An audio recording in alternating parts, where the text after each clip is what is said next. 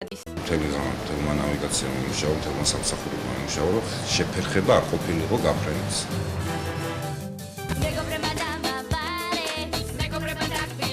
ევროვიზია ჯუნიორისთვის მზადება გრძელდება. მარი რომელაშვილი თამარა შენში კონცერტს მართავს. ძალიან ცოტა დრო დარჩა, 1 თვე და ძალიან ვიხარია.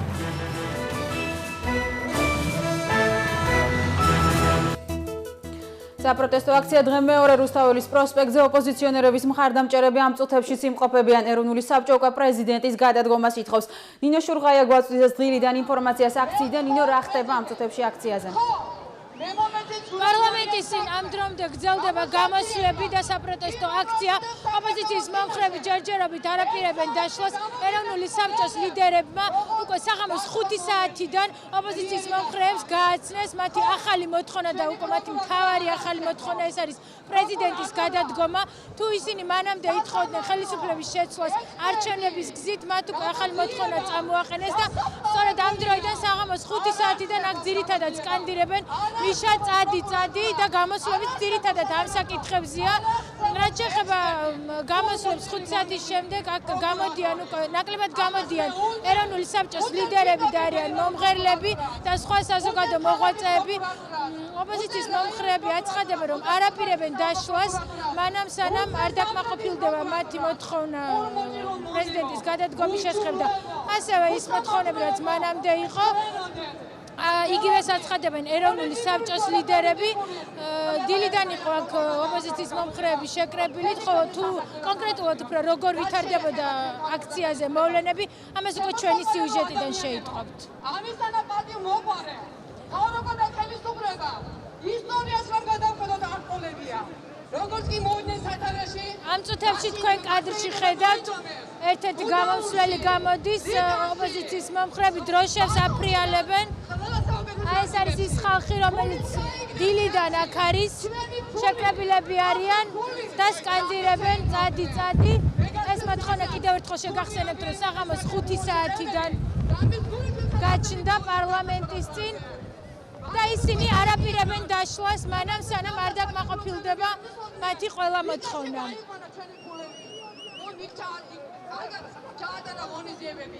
ქალაქის მერი რას იკეთებს? ქუჩებში დასეირნოს. კიდევ ერთხელ შეგახსენებთ, რომ საღამოს 5 საათის შემდეგ აქ ნაკლებად გამოდიან ეროვნული საბჭოს ლიდერები და ძირითადად არიან აქციის სხვა მონაწილეები და საზოგადო მოღვაწეები. და თქვენ უფრო კონკრეტულად რა ხდებოდა მთელი დღის განმავლობაში პარლამენტთან, უკვე შეგიძლიათ ჩვენი სიუჟეტიდან შეიტყოთ. გამენათევი ეროვნული საბჭო და მათი მხარდამჭერები რუსთაველის გამზირზე დილის 10 საათიდან შეიკრიბნენ. პარლამენტის წინ პირველი პოლიტიკური განცხადება რესპუბლიკელმა დათო უსუფაშვილმა გააკეთა. ყველაზე მძიმე ფაქტი იყო ლეიბორისტული პარტიის ახალგაზრდული ორგანიზაციის წარმომადგენლის ძალიან მძიმე ცემა, არამენცის ავადმყოფოში იქნა მოთავსებული. ჩემი ინფორმაციით ეს ახალგაზრდა, რომელმაც ვანო მერაბიშვილის საწინააღმდეგო აქცია მოაწყო მასინად შინაგან საქმეთა სამინისტროს შენობასთან. ეროვნული საბჭოს მხარდამჭერები დღესაც სოციალური შინაარსის მოთხოვნებით მივიდნენ აქციაზე. ოპოზიციის ლიდერები კი დილიდან ისევ ძველ მოთხოვნებს უყენებდნენ ხელისუფლებას. მივესალმები სრულიად საქართველოს, მივესალმები ყველა იმ ადამიანს, რომელიც დღეს ავტობუსში ზის და მოდის აქ, არა მიხეილ სააკაშვილის, არამედ ქართველი ერისმანთა საჭიროება. არ გამომიშვეს წინა დღეებში, ეხლა თვითონ რომ თავაზობენ ავტობუსებს და ამ შანსს ხელიდან არ გაუშვებთ. ჩამოვალ და დღეს ვერდით დავდგებით. ჩვენ უკან დამსახები გზა არ აქვს. ხელისუფლება არის 20 კაცი და ჩვენ ვართ 150,000, რომელიც აქ იყო გუში გამომოყრები. და იმათ ჩვენს გარდა კიდევ მთელი საქართველო ხაზს გვიჭერს. ირაკლი წერეთელი პირველი იყო აქციაზე, ვინც ტრიბუნიდან პრეზიდენტის გადადგომა მოითხოვა და წინააღმდეგ შემთხვევაში მომხრეებს საყოველთაო დაუმორჩილებლობისაკენ მოუწოდა. რა გხავთ ყველას? რა მოგიწოდოთ ყველას? ძალიან მალე ჩვენი ერთადერთი მოთხოვნა გახდეს მიხეილ სააკაშვილის უპირობო და დაუყოვნებელი გადადგომა. აიწყო ჯდომარე აქცია. მივცეთ მას გარკვეული ულტიმატუმი, როგორც მან გააკეთა დავიდ შეველაძის მიმართ და თუ არ გადადგება, გამოაცხადოთ საქართველოში საყოველთაო ეროვნული დაუმორჩილებლობა. წერეთლის მსგავსად ეროვნული საბჭოს წევრებისაგან განსხვავებული პოზიცია ჰქონდა აქციაზე დღეს გამოჩენილ გია მაისაშვილს, რომელმაც მოულოდნელად სააკაშვილთან დიალოგზე მზადყოფნა გამოთქვა და რამდენიმე მინისტრის გადადგომა მოითხოვა.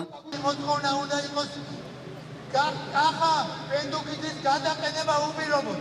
ეს ერთი. მისაჭროთ ჩვენ დავიწყოთ ეკონომიკის გაუმჯობესება. გადაწყვეტილების მიღების პროცესს უნდა ჩამოშორდეს ბოკერია და მისი იდეოლოგიური სატრაპების გუნდი. მეოთხეს აუცილებელია შინაგან საქმეთა მინისტრის უპირობო გადაყენება. უკვე 3 საათისათვის მხარდამჭერებს აქციაზე მისვლას თბილისელებს კი საჭმელთა და ტანსაცმლით უზრუნველყოფას თხოვდა კონსერვატორი ზვიად ძიძიგური. რეგიონებიდან დამატებით მომხრეებს ჩამოსვლას ლიდერები რიგრიგობით თხოვდნენ. მხარდამჭერები მათ სახელმწიფო დაწესებულებებისათვის ალყის შემოსარტყმელად დასჭირდა. ხალხო, დაგვეხმარეთ. ვისაც რა შეგიძლიათ პროდუქტით, მოდით აქ მოიტანეთ, თუნდაც ჩანდებით პროდუქტი და აქ ჩვენ ძმებს, რომლებიც რაიონებიდან არიან ჩამოსული, გაუმასპინძლით. ოღონდ ღვინო არ მოიტანოთ, ძალიან გქონთ, თორე აღრა ღვინო დალეული და არ აღდალეული ქართველი მთავრობის სახლით წინ მერე ძალიან ძნელი გასაჩერებელია. ღვინო ოჯახებში როცა მიიწევთ მაშინ. დევეტრენ, დაგვეხმარეთ, დღეს შესაძლებელია ღამე იყოს სიცივე. ამიტომ ჩვენ დავჭირდება საბნებით, დავჭირდება თბილი ტანსაცმელებით და თბილისელებს მინდა ვთხოვოთ, რომ დაგვეხმარეთ, საერთო სახალხო მოძრაობის თხოვნა არის ეს. 4 საათზე ახალი რიგით მეორე ულტიმატუმი რუსთაველზე შეკრებილებს კახა კუკავამ გააცნო. საბჭომ პრეზიდენტ სააკაშვილს 5 საათამდე დრო ქვეყნის დასატოვებლად მისცა. წინააღმდეგ შემთხვევაში კი აეროპორტის გზის გადაკეტვით დაიმუქრა.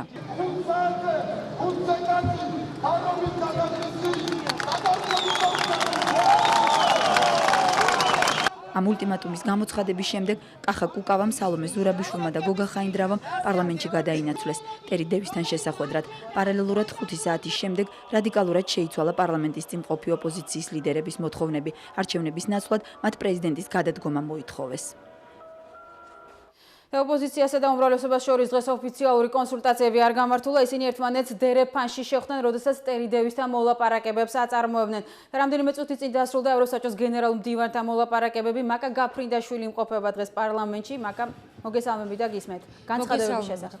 რადიკალური განცხადებები ოპოზიციის წარმომადგენლებმა პარლამენტის შენობის შიგნითაც გააკეთეს.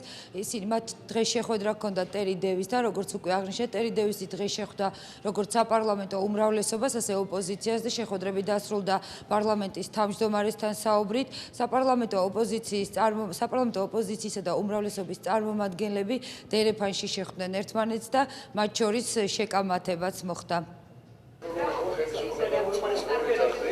აბსოლუტური ხელისუფლება ეს თქვენი ნათქვამები რუსეთში, ქუთაისში, ზუგდიდში ხალხს მოეუბნება. რა პროვოკაციაზე გეკითხები? ურამის კითხვა გირეკ მე და შენ ერთად ხდებოდით ხალხს და შენ ხალხს დუშეთში, ზუგდიდში და ქუთაისში ეუბნებოდი, რომ ხალხი იცოდეთ, რომ ხელისუფლება დიდი მადლობა თქვენი ესეთი ყურადღება. აბსოლუტური ხელისუფლება, აბსოლუტურად ხსნისო და გახსოვს ამას რომ ეუბნებოდი ხალხს? ხელისუფლების აბსოლუტური სრულიზმის არა, გახსოვს რომ მაგას რო ეუბნებოდი. უბრალოდ მაინტერესებს. ძალიან კარგად მახსოვს. ხოდა კაია. თქვენი საქციელიც მახსოვს, კარგად რევოლუცია მდენის. ხოდა ეხლაც კაცო მე გახსნილი კაცი ვარ, დასამალი არაფერი არ ამბობ.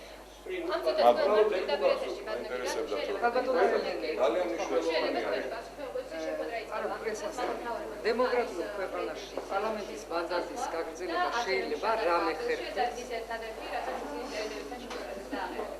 თვითონ გავალ და თქვენი დღის განმავლობაში ეს იყო ერთადერთი შეხვედრა ოპოზიციისა და მმართველი პარტიის წარმომადგენლებს შორის. ამის შემდეგ ოპოზიციის წარმომადგენლები შედიან ტერი დევისთან მოლაპარაკებებზე და გამოდიან იმ განცხადებებით, რომ ტერი დევისი ვერ შეცვლის პოლიტიკურ სიტუაციას საქართველოში. მისი საქმე არის მოისმინოს და შეაფასოს მხოლოდ ვითარებები. რადიკალური განცხადებები, მოთხოვნები კი ოპოზიციის განმარტებით დამძიმდა, იმიტომ რომ ხელისუფლება არანაირ დიალოგზე ხალხთან და მათთან არ წავიდა. არის დღეს უკვე ისეთი სიტუაცია, რომ მე მგონი ყველაფერი დღეს დამოკიდებული არის იმ ხალხზე, რომელიც გარეთ არის. ჩვენ აქედან ვერაფერს ვერ მიუტანთ იმ ხალხს, ისეთი, რომელიც დააწყნარებს მათ. ტერი დევისის პასუხს ვერ მოგცემდა საქართველოს კრიზისზე.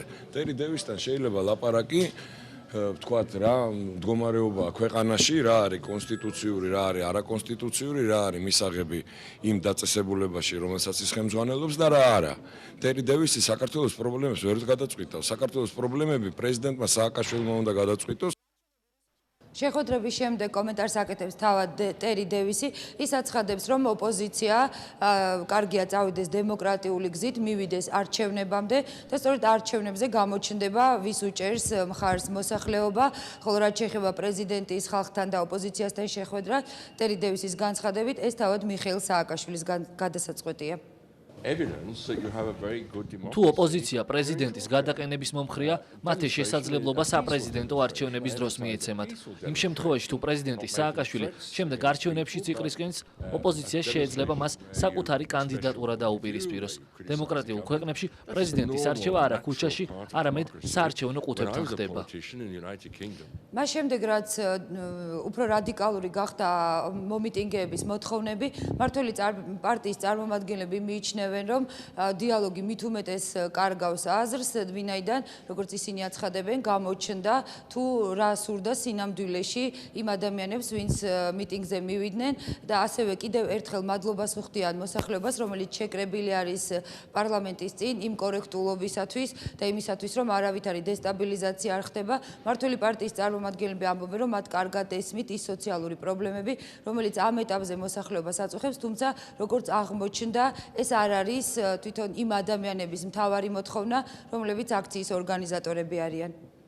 ჩვენ გვესმის ამ ადამიანების წუხილი, რომელიც ძალიან ბევრი სოციალური სხვა პრობლემებით გარიან მოსულები და კიდევ ერთი დასტური იყო ეს დღეები, რომ მათ ჰქონდათ საშუალება ამ თავის წუხილზე მოსულიყვნენ და ესაუბრათ. მაგრამ გამოჩნდნენ ადამიანები და ჩანს, ვის რისთვის უნდა ამ აქციების გამოყენება. შევარდნაძე, ჯორბენაძე, გარემოცვა ამათი, ასლან აბაშიძის გარემოცვა.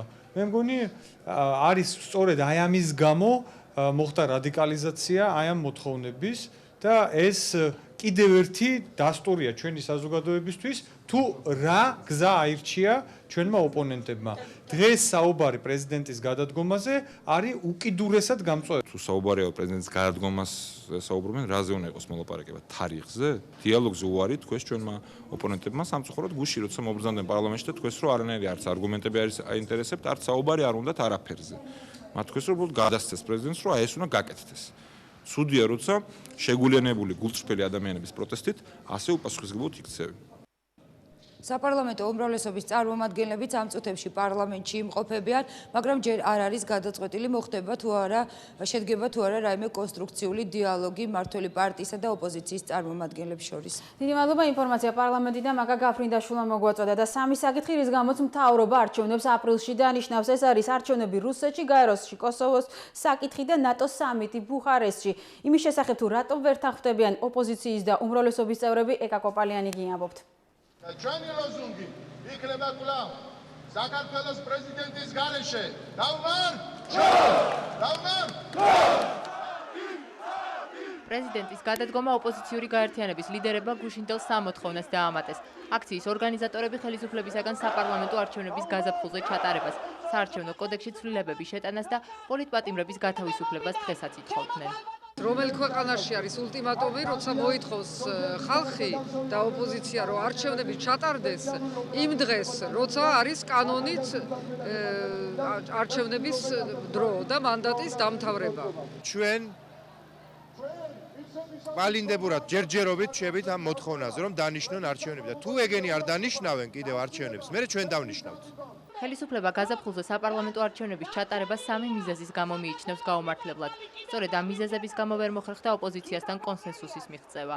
ნატოს სამიტი ბუხარესტში ჩვენთვის ძალიან მნიშვნელოვანი თარიღი არის. მთელი საქართველოს არახელისუფლებისთვის. მას ემთხვევა რუსეთში არჩევნები და ემთხვევა ზოგიერთი ისეთი საერთაშორისო გადაწყვეტილება, რომელიც ასევე შეიცავს ხიფათს. ძალიან ლოგიკური იყო იმის თქმა, რომ რამოდენიმე თვით გადაწევა არჩევნების ყველასთვის იყო მისაღები. რუსეთი საარჩევნო დუღილის დამთხევა რუსეთის საარჩევნო ციკლზე იქნებოდა ძალიან სახიფათო, იმიტომ რომ იმდენად შესუსტებული საქართველო მისი შესუსტებული თავდაცვენარიანობით, მაშინ როცა რუსეთი არჩევნების პერიოდში შემჩნეულია საშინელ პროვოკაციებში, ჩვენი შესუსტებული მდგომარეობის და მათი გააგრესიულებული მდგომარეობის დროში ერთ წერტილში ყოფნა იყო ეროვნული უსაფრთხოებიდან გამომდინარე რისკი. ოპოზიციას ხელისუფლების ამ არგუმენტების მოსმენა არ სურს. ისინი ხელისუფლებას უკრაინისა და პოლონეთის მაგალითს ახსენებენ. პოლონეთში და უკრაინაში შესაძლებელი იყო ადამიანის საპარლამენტო არჩევნების ჩატარება. რატო არა, რატო შეუძლებელი საქართველოში? და ჩვენ უფრო მაღალი პოლიტიკური კულტურის ქვეყანა ვართ. პოლონეთში საპარლამენტო კრიზისი მას შემდეგ დაიწყო, რაც პრემიერ-მინისტრმა იაროსლავ კაშინსკიმ კორუფციის ბრალდებით ვიცე-პრემიერი ანჯეი ლეპერი გაათავისუფლა. გადაწყვეტილებამ კოალიციური მთავრობის დაშლა გამოიწვია და 2 წლით ადრე ქვეყანაში საპარლამენტო არჩევნები დაინიშნა. უკრაინაში კი ვადამდელი არჩევნების დანიშვნის მიზეზი მმართველი ძალის უმცირესობაში აღმოჩენა გახდა, რადგან დეპუტატთა ნაწილმა მანდატზე უარი განაცხადა, რის გამოც საკანონმდებლო ორგანო არალეგიტიმური გახდა. თქმა უნდა, თუ ჩვენი ოპოზიცია შეძლებს ჩვენ პარლამენტში იგივეს და შეძლებს რამდენმა დეპუტატმა დადოს მანდატი, რა თქმა უნდა, ჩვენც დავნიშნავთ არჩევნებს ავტომატურად, მაგრამ ასეთი რამ არ ხდება, ხო? ექსპერტების ნაწილი თვლის, რომ უკრაინაში განვითარებულ მოვლენებს პრორუსული ძალები მართავდნენ. ამას ისიც ადასტურებს, რომ რუსეთის სახელისუფლებო პირები უკრაინის რეგიონების პარტიის ლიდერსა და პრემიერ იანუკოვიჩს არჩევნებში მხარს ღიად უჭერდნენ. თუმცა ნარინჯისფერების გაერთიანების შემდეგ იანუკოვიჩი კვლავ თამაშგარე მდგომარეობაში დარჩა. უკრაინისა და პოლონეთისაგან მაგალითის აღება გაუმართლებლად მიაჩნია ქართველ ექსპერტთა ნაწილსაც. რაც ხდება საქართველოში ბევრწილად განსხვავებული იმისაგან, რაც ხდებოდა უკრაინაში ან პოლონეთში. ეს არის ათეულათასობით ადამიანის პიროვნული უკმაყოფილება, უსამართლობის განცდა, ვერავინ ვერ დაამტკიცებს ობიექტურად ეს განცდა სამართლიანია, უსამართლოა, ობიექტურია თუ ვიღაცამ, ესე იგი თვითმიზნურად მათ უბედურებაზე ხელი მოითბო. ეს არის სულ აღქმების საკითხი, მაგრამ ამ საკითხებს უნდა გარჩევა. აქ დავით ზურაბიშვილი, ეროვნული საბჭოს წარმომადგენელი, რესპუბლიკური პარტიის წევრი უპასუხებს მომაბის კითხვად. მოგესალმებით ბატონო დავით. დღეს უკვე ახალი მოთხოვნა გაჩნდა პრეზიდენტის გადადგომის შესახებ. უერთებით თუ არა თქვენ პირადად რესპუბლიკელები ამ მოთხოვნას და რამდენად ერთსულოვანია ამ მოთხოვნის წამოყენებისას გაერთიანებული ოპოზიცია?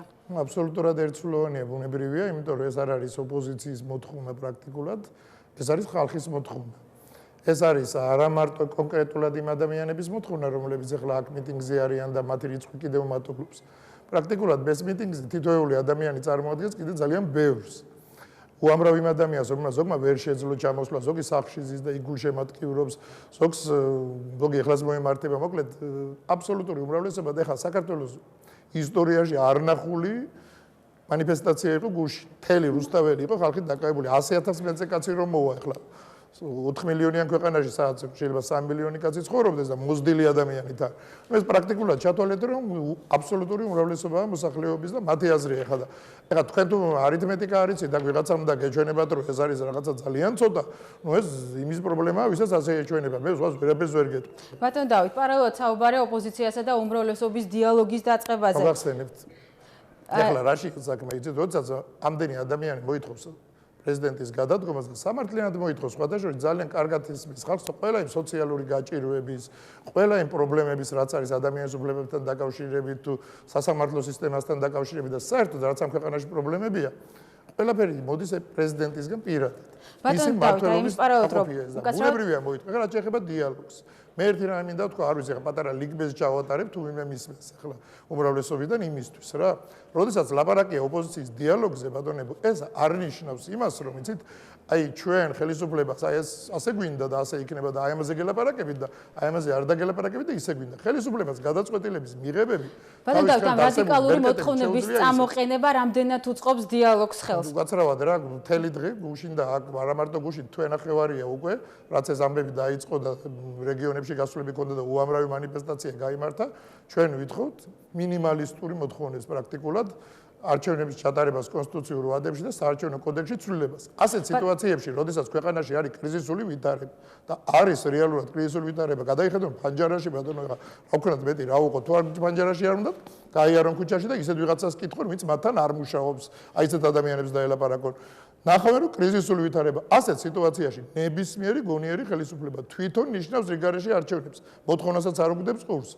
ეს არის ერთადერთი გზა სიტუაციის ლეგიტიმურად განმოხტვის. ახლა სხვა არ არსებობს და ახლა თუ არ იზამს ამას და თვალს დაიბრუნებებს და იყურებს და იტყვის რომ არა ბატონო არაფერი არ ხდება და ეს ვიღაც ხანამბობე რომ ვიღაც 12 კაცია გუშინ ერთმა თქვა რომ იგო 25000 კაცი ლაპარაკობდა. უმრავლესობა თავისი არგუმენტები აქვს იგივე გაეროში კოსოვოს საკითხი რუსეთში არჩევნები რამდენად მისაღებია ეს არგუმენტები თქვენთვის. მე გეკითხებით ახლა თქვენ თუ კიდე დაუშვათ გაეროში შეიძლება კოსოვოს საკითხი. არა ნებისმიერ ადამიანს ვეკითხებ მე რა ამიტომ არ უნდა ჩავატაროთ არჩევნები საქართველოში. თურმე ნატოსში მაპის მიღების ჩვენი მთვის მაპის მიღების საკითხი წყდება. არჩევნები რო ჩავატაროთ არ მიგვიღებენ? არ მოგცემენ მაპს ახლა 100-ია საქმე, ასე გვიყენებს საკითხს ვინმე. ახლა ძალიან სასაცილოა რუსეთში არჩევნები ტარდებაო, ჩვენ არჩევნები არ უნდა ჩავატაროთ. ახლა ჩვენ რუსებს უნდა უყუროთ კიდე რომ იქ არჩევნები როდის არის, ვაიმე ავაცილოთ და კონსტიტუცია ასე ვასწოროთ.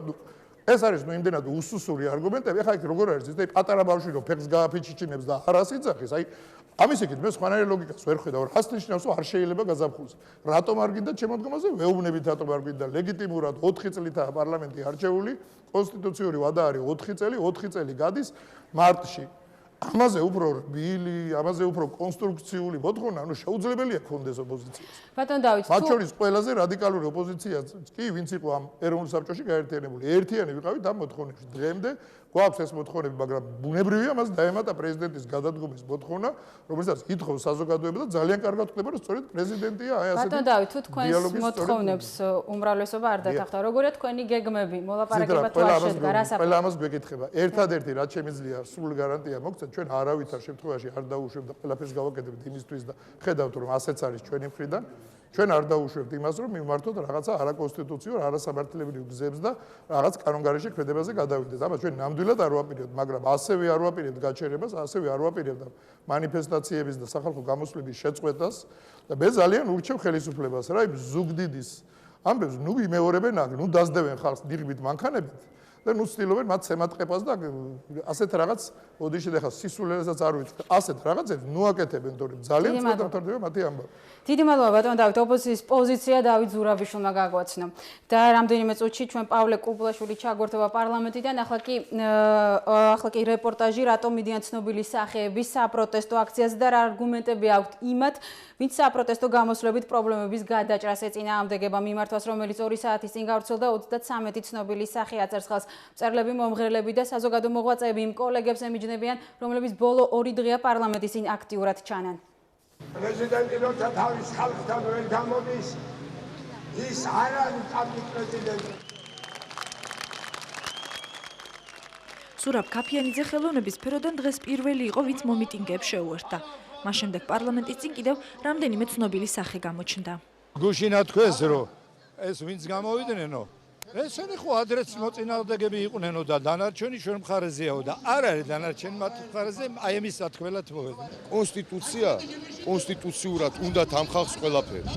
რო ყოფილიყო რომ აბა ზალადობით და იარაღი და რაღაც ეგ საშინელება პირიქით მოვიდოდი და შუაში ჩაუდგებოდი. მაგრამ ამას რა გაუდგია და ვერთმა ქნასო ეს კონსტიტუციურად მოხდეს ეს ყველაფერი. აქციაზე მერაბ სეფაშვილისა და ნინელი ჭანკვეტაძის გუშინდელმა გამოსვლამ საზოგადოების მეორე ნაწილის გაღიზიანება გამოიწვია. ოპერისა და ბალეტის თეატრში შეკრებილმა მწერლებმა, მომღერლებმა, ხელოვანებმა და საზოგადო მოღვაწეებმა დღეს საგანგებო მიმართვა გაავრცელეს.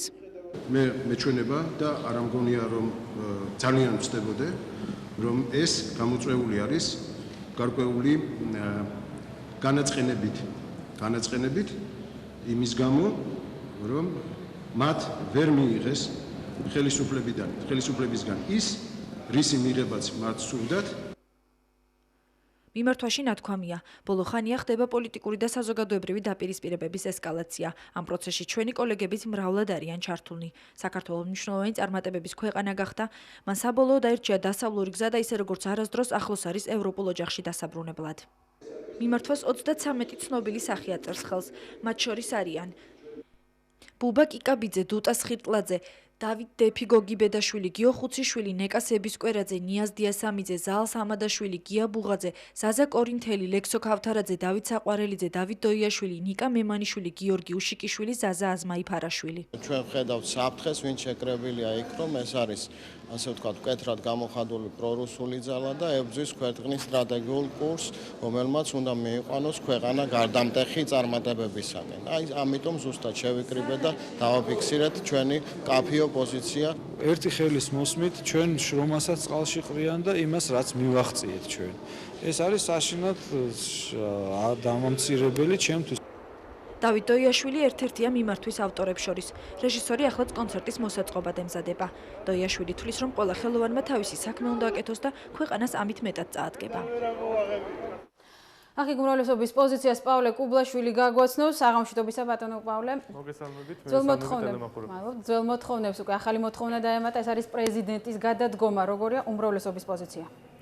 უმრავლესობის პოზიცია მე ვფიქრობ, რომ უკვე გუშინვე, ესე როგორც მთელი ამ პერიოდის განმავლობაში ნათელი იყო.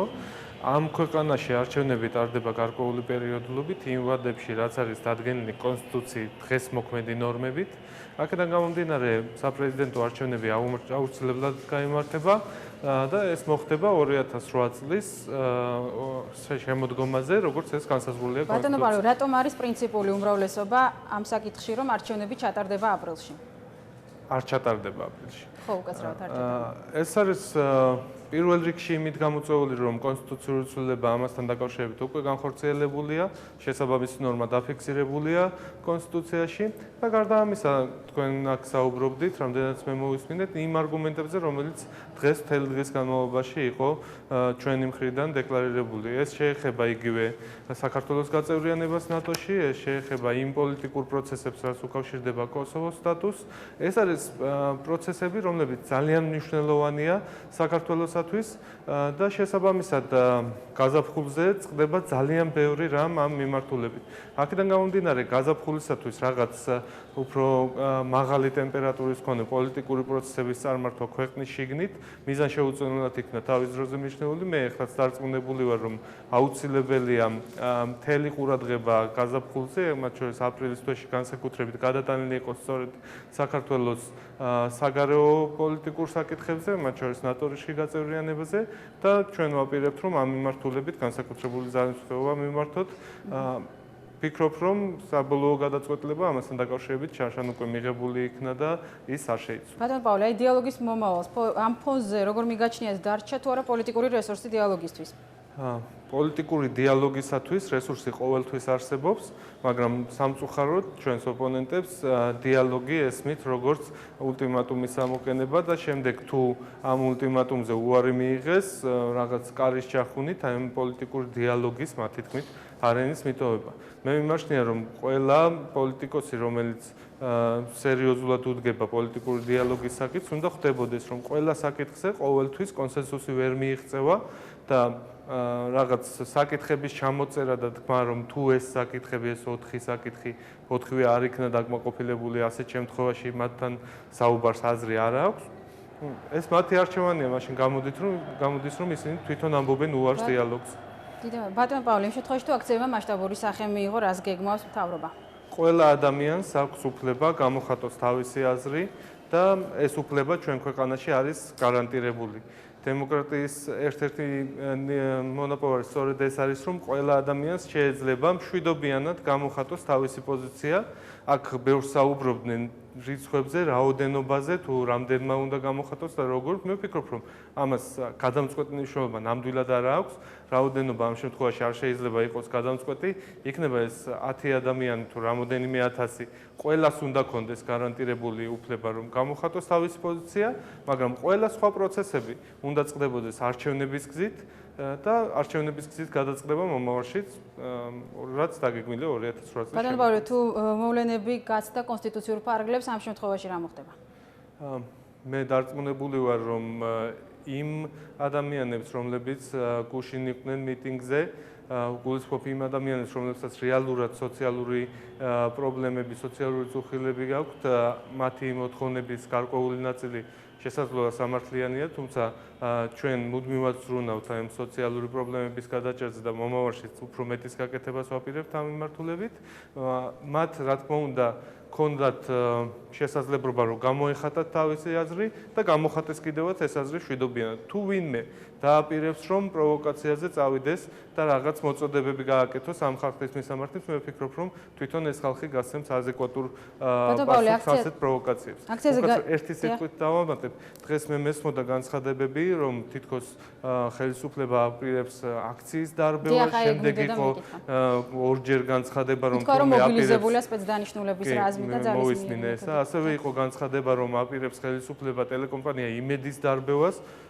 არ შეიძლება ამ ტიპის პანიკის დათესვა მიტინგზე და ყველა ვინც ამას აკეთებს, მიდის საკუთარი თავის წინააღმდეგ, მიდის იმ ხალხის წინააღმდეგ, რომელიც გამოხატავს თავისუფალ აზრს. დიდი მადლობა პავლე კუბაშვილი საუბრობდა პირდაპირ ეთერში. და ჩვენ გავაგრძელებთ გამოშვებას ბადრი პატარკაციშვილის გამოჩენა აქციაზე და ერთდღიანი ვიზიტი ბიზნესმენი თბილის დაგეგმილზე ადრე ტოვებს და თელ-ავივში მიფრინავს ოპოზიციის წევრებისთვის პატარკაციშვილის გამგზავრება მოულოდნელი არ ყოფილა უმრავლესობა კი ბიზნესმენს დესტაბილიზაციის მცდელობაში ადანაშაულებს. ბადრი პატარკაციშვილის ერთდღიანი ვიზიტის შესახებ თინიკო ნოღაიდელი გიამბობთ. დაჩქარებული ტემპის დაჩქარებული ტემპით წავიდა რატო? საქაირო ნავიგაციას პატარკაციშვილმა იმაზე ადრე მოთხოვა გაფრენა, ვიდრე ეს დაგეგმილი იყო. რეისი სუსტ დროს აქ არ გვეუბნებიან. ცნობილია, რომ ბიზნესმენმა საქართველოს დღეს დილით დატოვა. რეისი იყო თბილისი და დაგეგმილი თბილისი თელ-ავივი, გაფრინდა უფრო ადრე, გაცილებით ადრე და მოთხოვნა იყო. რატომ რაღაც სასწრაფოდ მოხდა ეს ყველაფერი, მთელი ზამა, თელმა ნავიგაციამ იმუშავა, თელმა სამსახურებმა იმუშავა, რომ შეფერხება არ ყოფილიყო გაფრენის. აი აქ ჩაიარა ისე რომ რაც ნამდვილად დავინახე კი გაიარა. აეროპორტიდან პატარკაციშვილი საკუთარი თვითმფრინავით მიდის. წასვლის ზუსტ დროს აეროპორტში გვისახელებენ.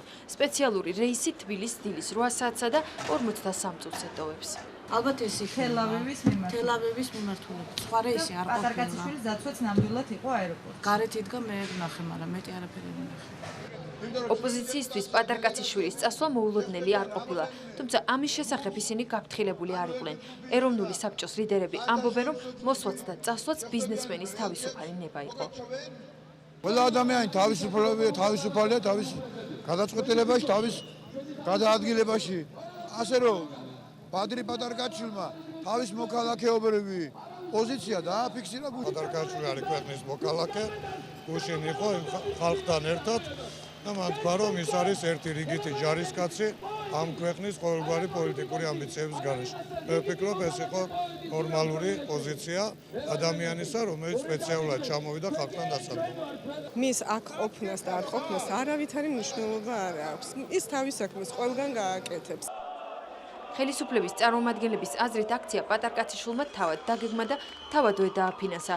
უმრავლესობის ლიდერები ფიქრობენ, რომ ბიზნესმენი ქვეყნის დესტაბილიზაციას უწყობს ხელს. და კონკრეტული მიზანი. ეს მიზანი არის სახელმწიფოებრივი საფუძვლების მოშლის ცდელობა, იმისაც რომ ქვეყანა გახდეს არასტაბილური, ანუ იაფი უფრო და აი ვაკუუმით ისარგებლოს მან.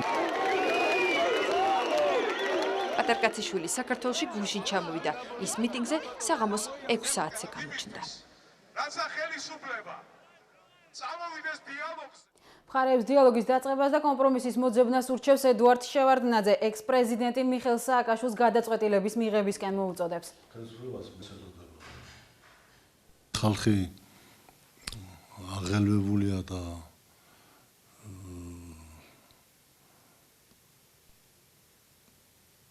მოითხოვს რაღაც საკითხების გადაწყვეტას, ხელისუფლება უნდა გამოძებნოს გზა, იმიტომ რომ პასუხისმგებელი ყველაფერზე არის ხელისუფლება.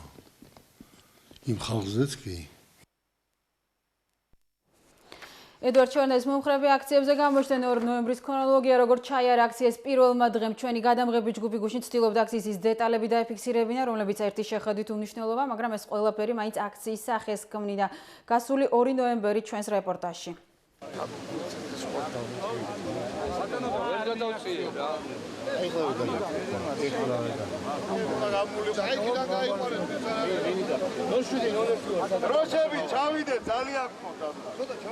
ორი საათის დადგომამდე ის ადამიანები, რომლებსაც აქციის მართვა ჰქონდათ დავალებული, კონტაქტს ერთმანეთთან რადიო გადამცემებით ამყარებდნენ. პირობითად 06-07-ს უკავშირდებოდა და 05-08-ს. ინტერესის სფერო იყო თუ რა ხდებოდა ამა თუ იმ კვადრატში. კვადრატების მიხედვით აქციის მონაწილენი იყვნენ დაყოფილნი. მათ საკუთარი ხელმძღვანელი ჰყავდათ, რომელიც ჯგუფის კოორდინირებულ მოქმედებას აკონტროლებდა.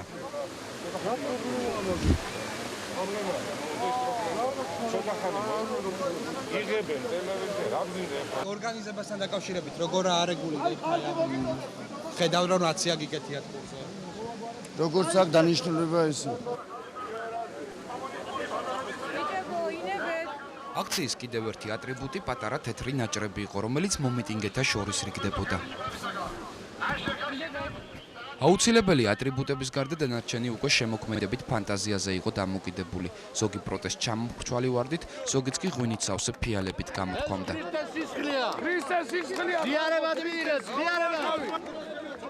აქციაზე ღვინისა და ყურძნის გამოჩენამ მომიტინგეებს შორის ახალი ტერმინი შვა ვაზის რევოლუცია. გუშინვე რევოლუციის კონტექსტში უკვე ლიდერებს შორის ფანტაზია კიდევ უფრო გაიზარდა. ეს არის საარჩევნო რევოლუცია და საარჩევნო რევოლუციას სააკაშვილი მიიღებს.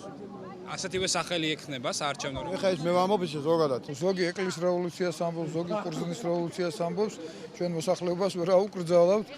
ეს არის მოსახლეობის დამოკიდებულება, თვითონ მათი ჯგუფების სურვილი, მაგრამ ცალსახა არის რომ მოხდება სრულიად ხელისუფლების პარალიზება თუ ხელისუფლება ამ მოთხოვნებს არ შეასრულებს. შეიძლება ციტრუსის რევოლუციაც იყოს, არ ვიცი, ვერ გეტყვით, იმიტომ რომ ჩავარდნები აქვს ყველა მიმართულებით ხელისუფლებას ეკონომიკაში. საქართველოს სხვადასხვა კუთხიდან ჩამოსულ ადამიანებს სხვადასხვა სადგივარი აწუხებდა. მათი მოთხოვნები ძირითადად მხოლოდ სოციალური ხასიათის იყო. პენსია ძალიან ნაკლებია, ვერ ცხოვრობს ხალხი, ნაგავში იქება, როგორ შეიძლება რა გვინდა ჩვენ სკვერები და იმის გაკეთება, როცა ხალხს შეერი კუჭი ხواسია. ჩინელები დაასხეს სვანებს თავზე და ეს გამოწვეული იმის გამო, რომ ამათ უტვინობით სვანეთი დაიცლება.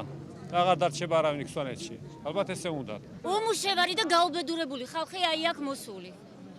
აი მეც არაფერს არ ვიტყვი და აი ამას რო ვწერ არ მეშინია მე. ხალხი იცვარო ნორმალი და ნორმალი და მას შენ იმუშავეს და უმუშავით არის ხალხი აქა. ამდენი ხალხია მოსული. რატო? მე ვარ მეშინია დაგიმწისებ იმას. შენი ხლის კაც არ ეკადრება. გუშინდელი დღის განმავლობაში ეს აქციის ყველაზე მცირე ინციდენტი იყო. ყველაზე დიდი ხმაური ძველი ფოსტის შენობის თავზე გამოკიდებულ პლაკატს მოყვა, სადაც ყარაბას ბადრიფოსისა და 13 ბადრიონეტის შარჟი იყო გამოკიდებული.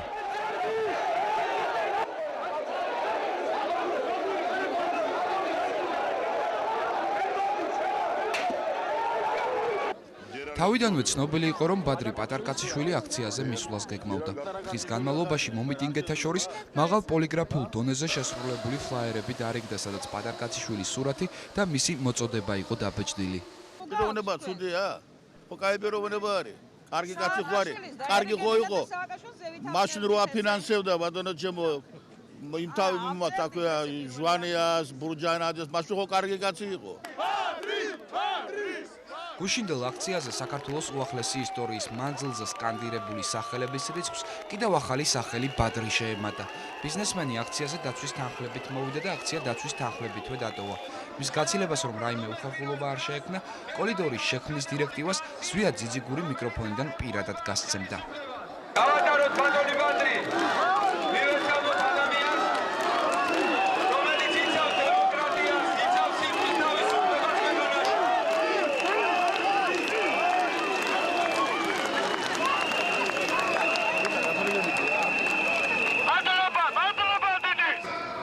ნოემბრის დღის ბოლოს აქციაზე უკვე შევარდნაძის ხელისუფლების ძველი მაღალჩინოსნებიც გამოჩნდნენ.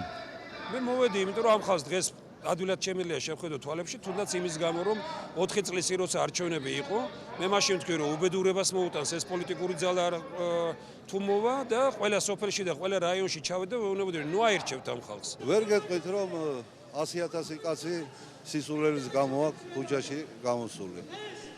ჩვენ ყველა ერთად ამ ქვეყანაში ვცხოვრობთ, ამ ქვეყნის შვილები ვართ, ჩვენმა შვილებმა და შვილიშვილებმა საქართველოში უნდა იცხოვრონ და ადამიანებს სრული უფლება აქვს თავისი შეხედულება ჰქონდეთ ქვეყნის განვითარებაზე. აქციამ შეთხელება უკვე საღამოს 6 საათიდან დაიწყო. ამ დროს უკვე ვახშმის დროს დადგა და ქუჩაში ქუჩის მუსიკოსების გამოჩნდნენ პოლიტიკური მუსიკალური ნომრებით.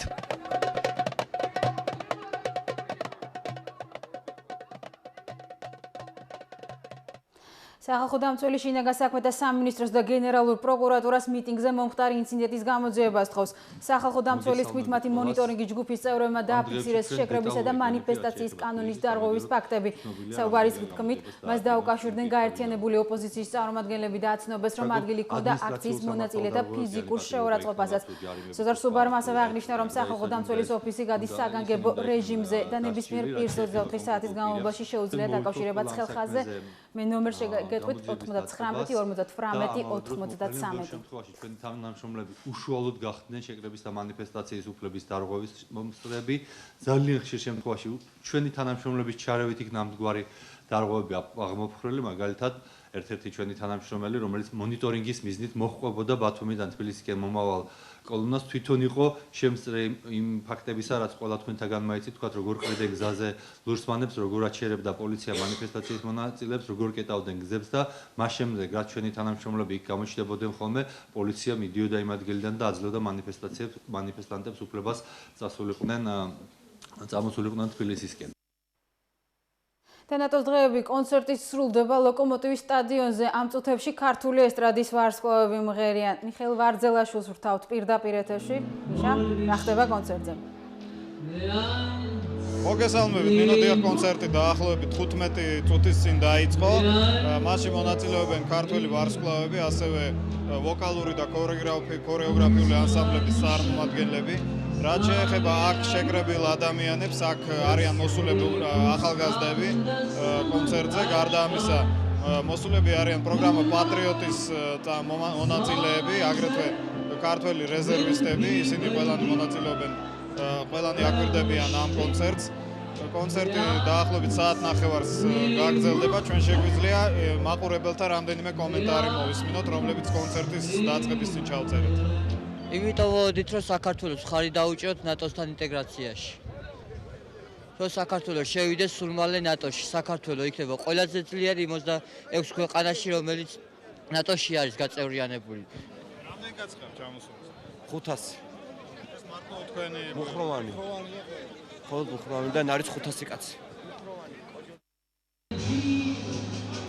კონცერტის ორგანიზატორები ამბობენ, რომ ის ჭორები, რომელიც გავრცელდა ამ კონცერტის დაწყების წინ, რომ თითქოს ის არის დაკავშირებული აქციასთან, რომელიც მიმდინარეობს პარლამენტის შენობასთან, არის უსაფუძვლო. ეს კონცერტი იყო დაგეგმილი დაახლოებით 1 თვის წინ, როდესაც დაიგეგმა საქართველოში ნატოს კვირეულის ჩატარება და ნატოს კვირეული თავდება ამ კონცერტით. როგორც ჩვენთან საუბარში ლადო ვარძელაშვილმა განაცხადა, კონცერტის დაწყების წინ აქ იმყოფებოდნენ ოპოზიციის წარმომადგენლები, რომლებიც ცდილობდნენ ახალგაზრდების საყვანას პარლამენტის წინ მიმდინარე აქციაზე და ლადო ვარძელაშვილიც ადასტურებს იმ ფაქტს, რომ არანაირი კავშირი ამ კონცერტს მიტინგთან, რომელიც მიმდინარეობს პარლამენტის შენობის წინ არ არის. ეს არ არის ვინმეს მიმართული და ვინმეს საწინააღმდეგო კონცერტი და ხალხის საწინააღმდეგო და მიტინგის საწინააღმდეგო. ეს არის ნატოს კვირეულთან დაკავშირებით დასკვნითი ეტაპი კონცერტი, ჩვეულებრივ რომელიც დაგეგმილი იყო 1 თვის წინ. კონცერტი როგორც უკვე მოგახსენეთ, დაახლოებით 9 საათის წინ დაიწყო და პროგრამით გათვალისწინებული არის კონცერტის მიმდინარეობა საათნახევრის განმავლობაში. იმადობა მიხეილ ვარძელაშვილი საუბრობდა კონცერტიდან, ახლა ნატოს დღეების შესახებ საერთაშორისო სამიტის მონაწილეები თბილისის და სიღნაღის შემდეგ ქართულ-ოსური კონფლიქტის ზონას ეწვივნენ. მშენებარე ობიექტების მონახულების შემდეგ დელეგატები კონცერტსაც დაესწნენ. სამიტის მონაწილეები კონფლიქტურ რეგიონებში შექმნილ ვითარებას გაეცნენ. ცხინვალის რეგიონში ვიზიტი კი დიმიტრი სანაკოევთან დისკუსიით დასრულდა. თბილისის სამიტის 25 კაციანი დელეგაცია თამარეშენში შემოვლითი გზით ჩავიდა. უცხოელ ექსპერტებს, დიპლომატებს და ჟურნალისტებს კონფლიქტის რეგიონში არსებული დროებითი ადმინისტრაციული ერთეულის პირადად ნახვა სურდათ. ადმინისტრაციის ხელმძღვანელმა სტუმრებს მშენებარე საცხოვრებელი კომპლექსი, მდინარე ლიახვზე ახლად ამოქმედებული კეხვის ჰესი და თამარეშენის განახლებული სკოლა დაათვალიერებინა. სტუმრებისთვის თამარეშენის სკოლაში ნატოს საინფორმაციო კუთხის სიურპრიზი აღმოჩნდა.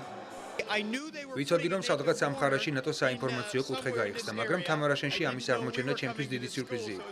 ნატო საქართველოს მომავალია და კარგია თუ ამის შესახებ თამარეშენში წეწოდინებთ. სკოლა ქართულია, მაგრამ უკვე ერთი თვეა აქ ოსური ენის კლასი გაიხსნა.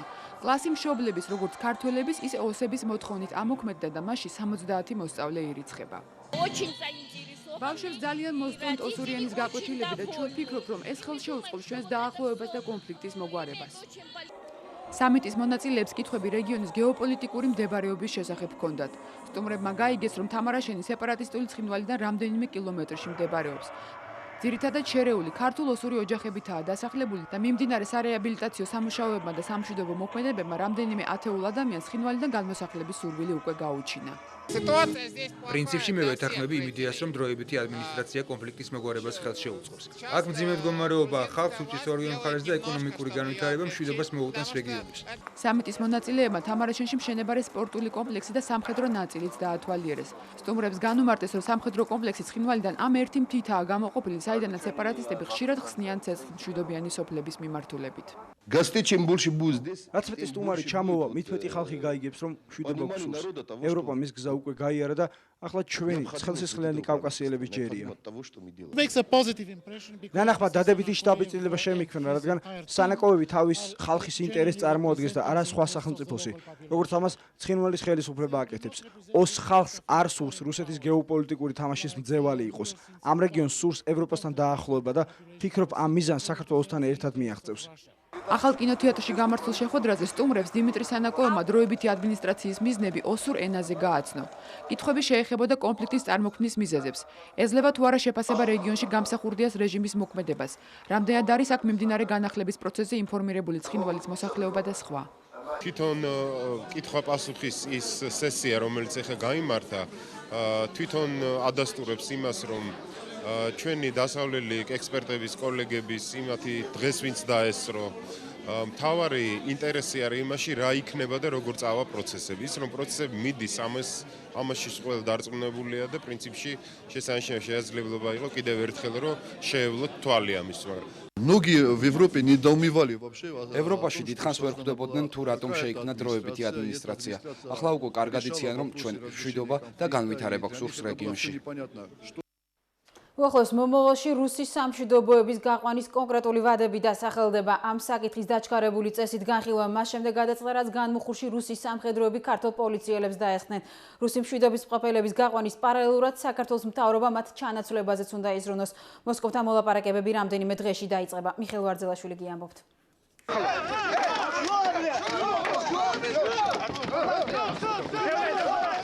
რუსული სამშვიდობო ძალების თავდასხმა ქართულ პოლიციელებზე სოფელ განმუხურში სამშვიდობო ოპერაციის გაგრძელების საკითხს ეჭვქვეშ აყენებს. რუსმა ცისფერ ჩაფხუტიანებმა, რომლებიც კონფლიქტის ზონაში მდგომარეობის სტაბილურობას ხელს უნდა უწყობდნენ, ქართველი სამართალდამცველების წინააღმდეგ კარგად ორგანიზებული სპეცოპერაცია ჩაატარეს. პოლიციელების განთავისუფლება მხოლოდ განმუხურში საქართველოს პრეზიდენტის ჩასვლის შემდეგ გახდა შესაძლებელი, რომელმაც რუს სამხედროებს საქართველოს ხელისუფლების მოთხოვნები გადასცა. Вы сегодня утром напали на пост полиции, нарушение вашего мандата, нарушение всех международных норм, нарушение мандата, в том числе миссии наблюдателей ООН, которая тоже бездействовала.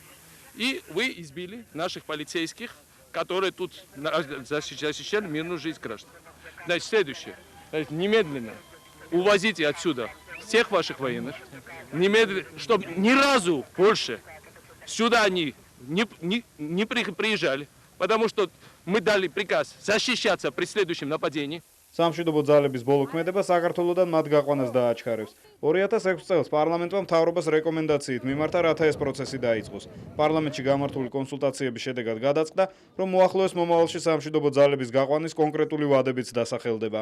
სამშვიდობოები არ არიან ნეიტრალურნი, არ არიან ობიექტურნი, არ არიან მშვიდობის და სტაბილურობის გარანტი რეგიონში, როგორც ეს უნდა იყოს სამშვიდობოების მანდატიდან გამომდინარე, არამედ პირიქით ძალიან ხშირ შემთხვევაში სწორედ ისინი არიან მთავარი მადესტაბილიზირებელი ფაქტორი.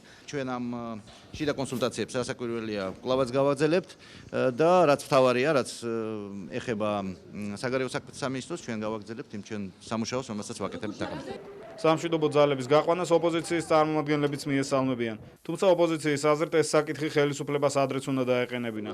ექსპერტებს მიაჩნიათ, რომ სამშვიდობოების გაყვანის პარალელურად საქართველოს ხელისუფლება მათ ჩანაცვლებაზე უნდა იზრუნოს.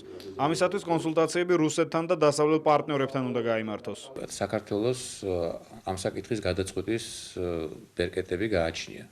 რამდენიმე თან. ერთ-ერთი არის ის ცნობილი გადაწყვეტილება DST-ს უმაღლესი ორგანოს სამიტის მიერ მიღებული 2003 წლის, რომელიც გულისხმობს იმას, რომ კონფლიქტის ერთ-ერთი მხარის მოთხოვნისთანავე ავტომატურად წყდება სამშვიდობო ოპერაცია. ჩემი აზრით, რუსეთს და საქართველოს შორის კიდევ ერთი სერიოზული დაპირისპირებაა მოსალოდნელი. სამშვიდობო ძალების გაყვანის მოთხოვნა ორ ქვეყანას შორის ურთიერთობას კიდევ უფრო დაძაბავს. მე ვფიქრობ, დიალოგის წარმართვა ჩვენ სახელმწიფოებს შორის სულ უფრო რთული ხდება. რამდენიმე დღეში რუსეთთან მოლაპარაკება საგარეო საქმეთა სამინისტროების ხაზით გაიმართება. მოლაპარაკების ერთ-ერთი თემა სამშვიდობო ძალების საკითხი იქნება. გურჯანოვის აღნიშვნა უკვე 71 წელს ითვლის ხალხმა ეს დღე კონცერტით და სადღე გრძელვებით იზეიმა ქალაქის ცენტრალურ ქუჩებში დღეს რაიონის ყველა სოფლიდან ჩავიდნენ გურჯან ქალაქობა ორი დღე გაგრძელდება და მას ყოველთვის ნოემბრის პირველ შაბათ-კვირას აღნიშნავენ.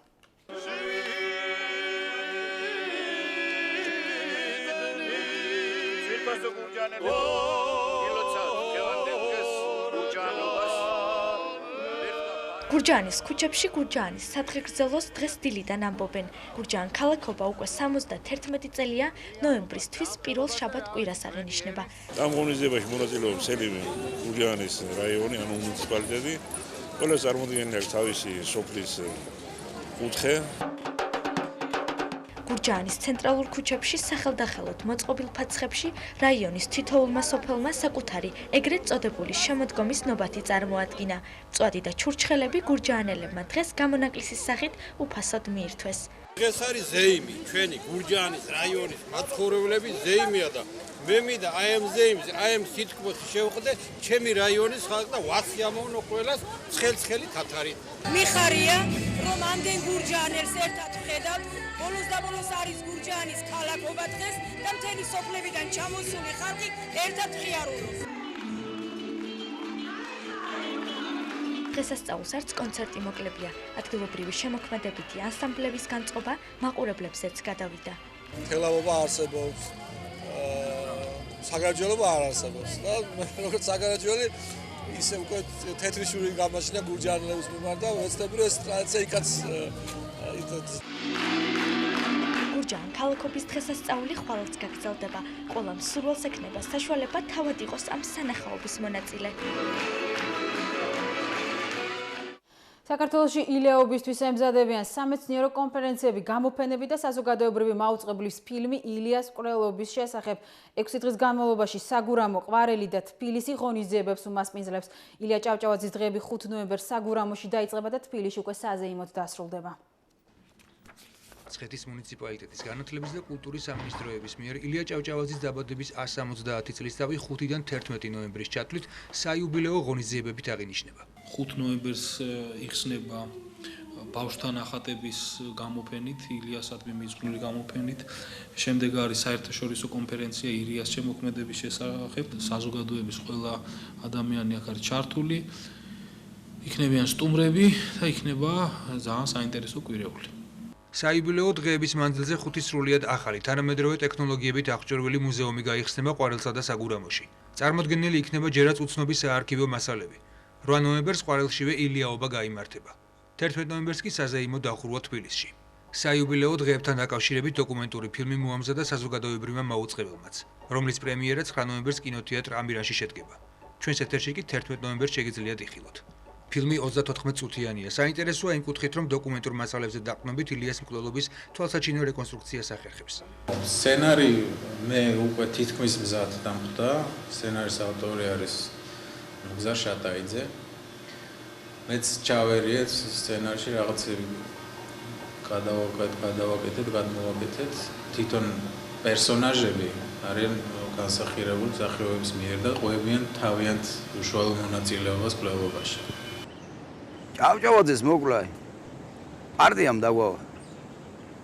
ფილიპე მახარაძეი ამბობდა, რომ ილიაიო შრომელების სისხლმსმელი და მჩაგვრელი მემამულეი არის. მე ყველაფერი წინას არ ვიცოდი. ადრითო გამორთხილეს, რომ ეტრი ამა და ამალაგზე ზედა მურსყაში უნდა გააჩერო. რა დამეთქი? რა თაოდა? შენი თავადი უნდა ჩაღვაწაყო და იმათაო. რას ამბობდი? რასაც ვამბობთო? პრინტი არავისთან დაძრა თორე შენც მოკლავთ და ოჯახსაც უერთერად ამოგიწყვიტამთო.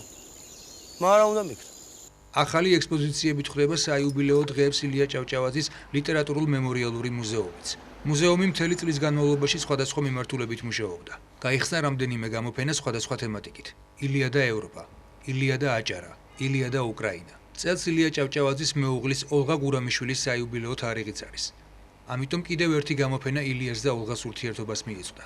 ძირითადად ეს ექსპოზიცია გაშლილია ილიასა და ოლღას პირადი მიმოწერის საფუძველზე, რომელიც ოლღა გურამიშვილს სათუთად შემოუნახავს გამხმარ ყვავილებთან ერთად, სავარაუდოდ ოდესღაც ილიას მიერ დაკრეფილი ყვავილებია ესენი და მირთმეული თავისი სათაყვანებელი მეუღლისადმი.